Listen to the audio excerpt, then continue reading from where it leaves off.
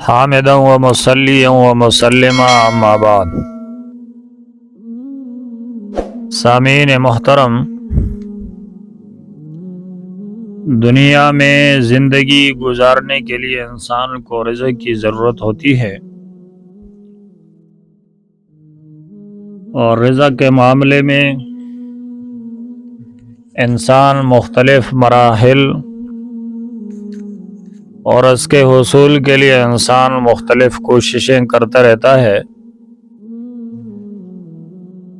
شریعت مطہرہ میں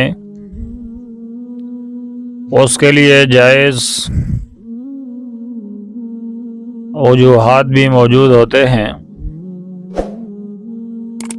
کہ اس جائز طریقے سے رزق حلال کو حاصل کیا جائے۔ اس سال اجتماعی پنجپیر میں مفتی مسلم صاحب نے اپنے بیان میں ایک عوام الناس کو ایک نادر اور ایک شاذ اور ایک مجرم عمل بتایا، اور اس نے معرف القرآن کا حوالہ دیا کہ یہ معرف القرآن میں بھی ہے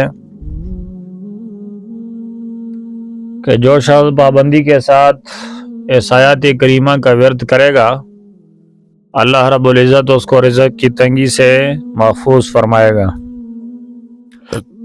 اور اللہ رب العزت اس کو غیب کے خزانوں سے رزق عطا فرمائے گا۔ اور فرمایا کہ اس کی میں نے بہت بڑی تاثیر اس آیات کی دیکھی ہے۔ میری درخواست یہ ہے کہ آپ لوگ بھی اس آیات کو پڑھا کریں۔ تو وہ آیات میرے سامنے اس وقت معرف القرآن موجود ہے۔ معرف القرآن جلد نمبر 7 اور صفحہ 687 پر مفتی شفیع صاحب نور اللہ مرقدہ لکھتے ہیں کہ ایک مجرب عمل۔ مولانا شاہ عبد الغنی بھولپوری رحمۃ اللہ علیہ نے فرمایا کہ حضرت حاجی امداد اللہ رحمۃ اللہ علیہ سے منقول ہے کہ جو شخص صبح کو 70 مرتبہ پابندی سے یہ آیات پڑھا کرے وہ رزق کی تنگی سے محفوظ رہے گا،